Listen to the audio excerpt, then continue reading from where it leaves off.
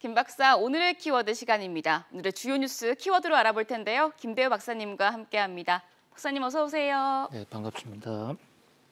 네, 오늘도 5개 키워드 준비되어 있습니다. 첫 번째 키워드부터 함께 보시죠.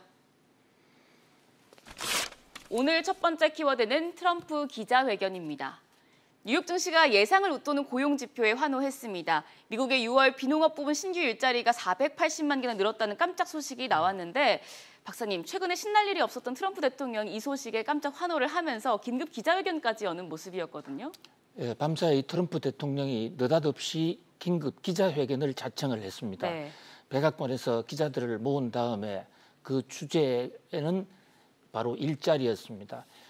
본인의 경제적 치적을 자랑하기 위한 것으로 보이는데 어쨌든 그 내용은 이 미국에서의 신규 일자리가 크게 늘어나고 있다.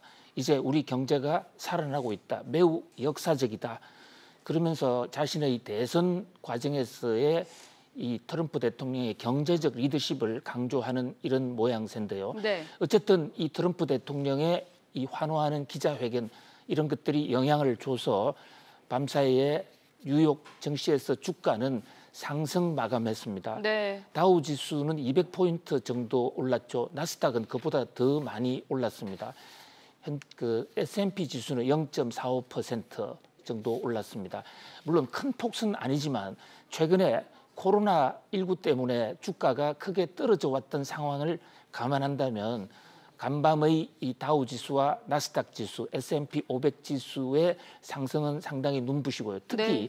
이 나스닥에서는 테슬라가 주당 1,200 이상 폭발하는. 네, 테슬라가 요즘에 상승 가도를 달리고 있네요. 예, 그렇습니다. 테슬라는 아시다시피 전기차 만들어내는 회사죠. 네. 배터리로 움직이는 전기차인데 사흘 연속으로 지금 폭발적인 장세를 나타내고 있습니다.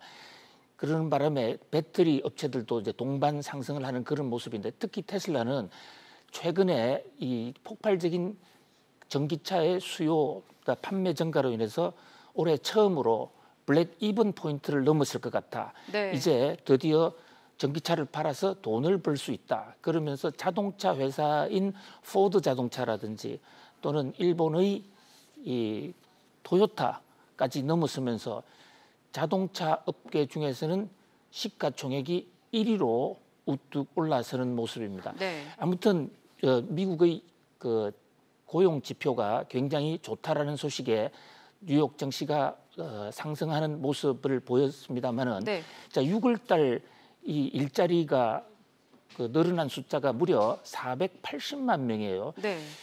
보통 월간 일자리가 30만 명 정도 늘어나면 그런 대로 선방했다라는 것인데 480만 명, 무려 15배 정도 늘어났습니다. 물론 최근에 코로나19 때문에 많이 줄어들었기 때문에 많이 오르는 거 어느 정도 예상이 됐던 일이긴 하지만 그러나 뉴욕 증시의 당초 컨센서스는 약 200만 명 정도였어요. 그러니까 2배 이상 늘어났습니다.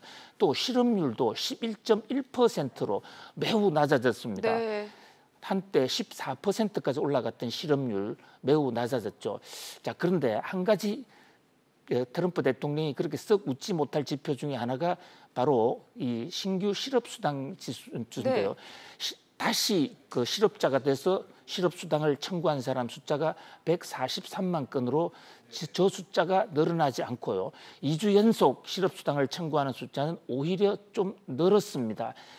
그래서 전반적으로는 일자리 사정이 개선됐다고는 하지만 코로나19 상황이 확산이 된다든지 이래서 경제가 제2차 봉쇄에 들어가면 언제든지 나빠질 수 있는 매우 아슬아슬한 그런 상황이기는 합니다. 네, 그러나 어쨌든 어쨌든 그러면 앞으로 미국의 고용 상황을 안심할 수는 없다고 봐야겠죠?